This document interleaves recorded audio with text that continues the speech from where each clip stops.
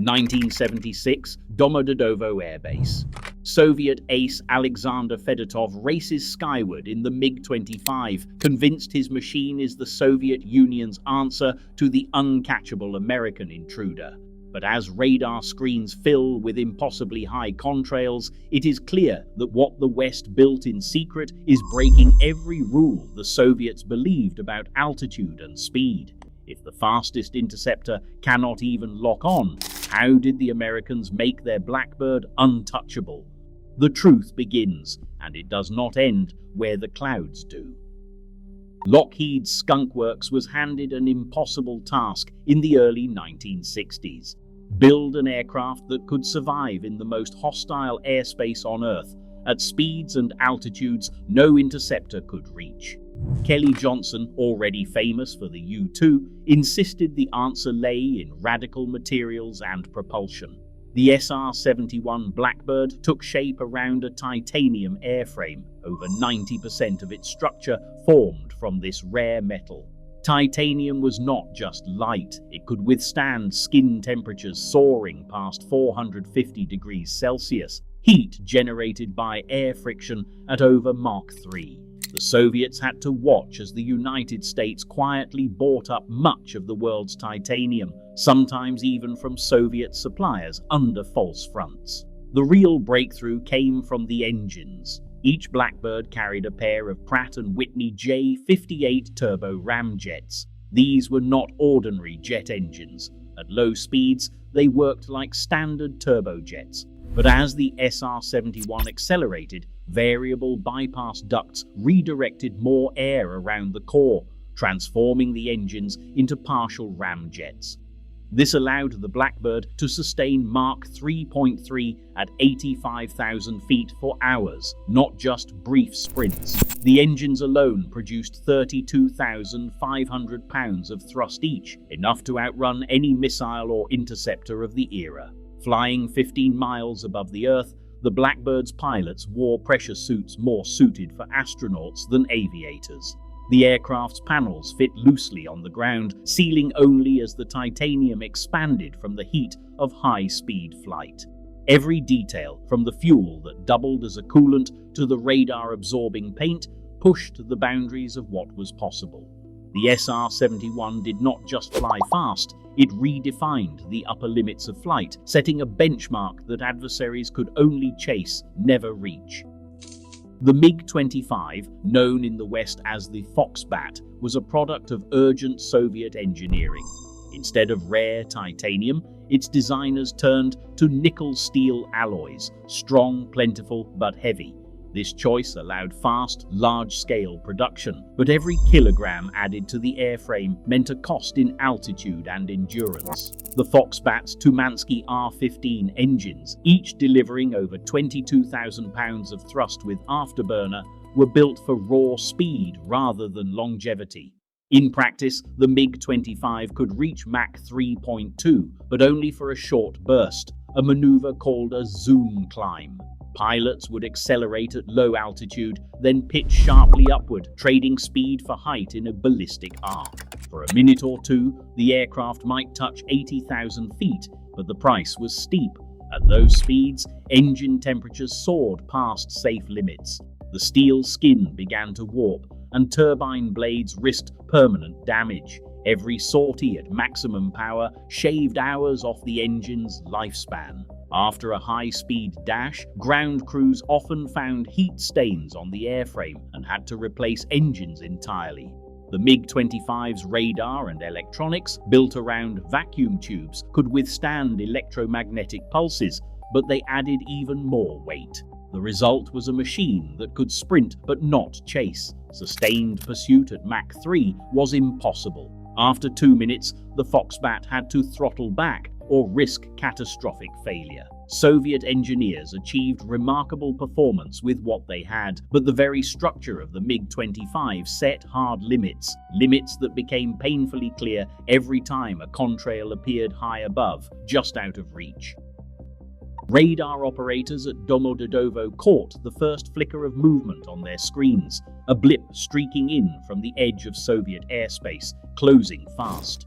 The Scramble order hit the MiG-25 crews in seconds. Engines roared to life as afterburners lit the runway, and pilots pushed their interceptors into a steep climb. Ground controllers handed off target data from one radar station to the next, each trying to calculate the moment when the Foxbat might cross paths with the intruder. The SR-71, already at 85,000 feet and Mach 3.2, left only a thin contrail against the stratosphere. In the cockpit, the MiG-25 pilot watched his altimeter spin upward. Afterburners strained as the Foxbat clawed for altitude, chasing a target he could barely see. The climb was a race against both physics and time. Laden with 4 R-40 missiles, the aircraft's ceiling dropped, each extra kilogram pulling it back toward Earth. The MiG's Tumansky engines began to overheat, redlining after just 2 minutes at maximum thrust. At 78,000 feet, the cockpit window shimmered with heat. The contrail above remained stubbornly out of reach. Missile lock was fleeting, if it happened at all. The R-40, designed for high-speed intercepts, faced a problem no engineer could solve. The SR-71 was not just ahead, but accelerating. Even in a head-on engagement closure, rates soared past Mach 6, giving radar and guidance systems only seconds to react. In a tail chase, the missile simply could not overtake a target running at Mach 3.2. The launch envelope shrank to a vanishing point. Soviet crews watched as the Blackbird's contrail faded into the blue, their own jets forced to throttle back or risk engine failure. The limits of metal, fuel, and chemistry had spoken.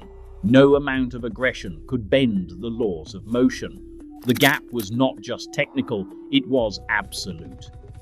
Inside the ready rooms at Domodedovo, the mood grew heavier with every failed scramble. Pilots reviewed their flight logs in silence, jotting down ceiling altitudes and fuel states, but the numbers told the same story each time. The Blackbird was always higher, always faster. Controllers' voices crackled over the radio, first urgent, then resigned. The phrase "accelerate" became a ritual, a final order that meant the target was already escaping. In cockpit recordings, the tension was audible. A pilot's breathing quickened as the Foxbat strained for altitude, then slowed as the altimeter stalled below 80,000 feet. The chase ended not with a missile launch, but with the command to return to base and throttle back before the engines overheated. After landing, crews gathered for debriefs, their faces drawn. Some compared notes on contrails glimpsed far above, thin white scars that vanished as quickly as they appeared. Others questioned the doctrine itself.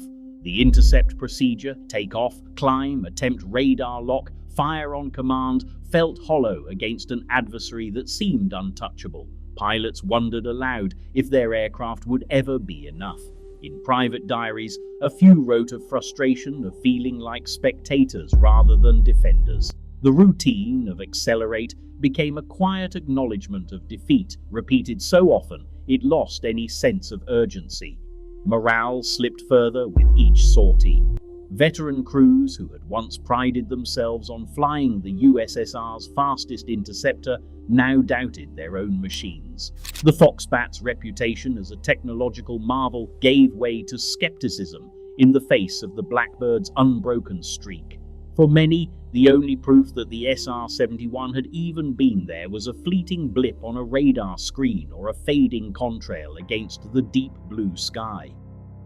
On September 6, 1976, Viktor Belenko climbed into his MiG-25 at Chuguyevka Air Base and pointed the nose toward the Sea of Japan.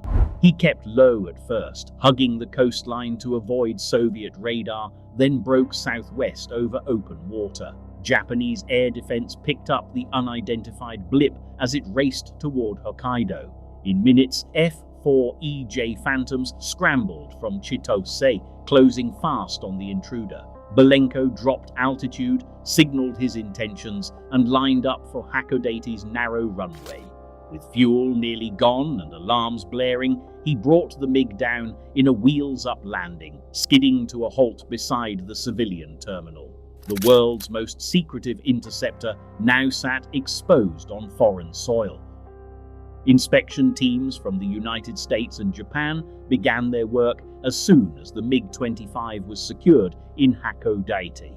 Removing the heavy steel panels revealed a network of vacuum tube racks crowding the avionics bays, technology robust against electromagnetic pulses but far bulkier than Western solid-state systems. Analysts noted heat-warped steel near the engines, evidence of thermal fatigue from repeated high-speed sorties. The cockpit's instruments appeared outdated, and the radar's sheer size hinted at its limited range and flexibility. These findings confirmed what US intelligence had suspected. The MiG-25's raw speed came at the cost of agility, endurance, and technological refinement. The threat assessment was quietly revised downward. Today, no operational aircraft has matched the SR-71's combination of speed and altitude. In an era obsessed with stealth, the Blackbird's raw performance remains unmatched. It is a reminder that technological limits are never as fixed as they seem. Supremacy in the skies still depends on daring to reach higher.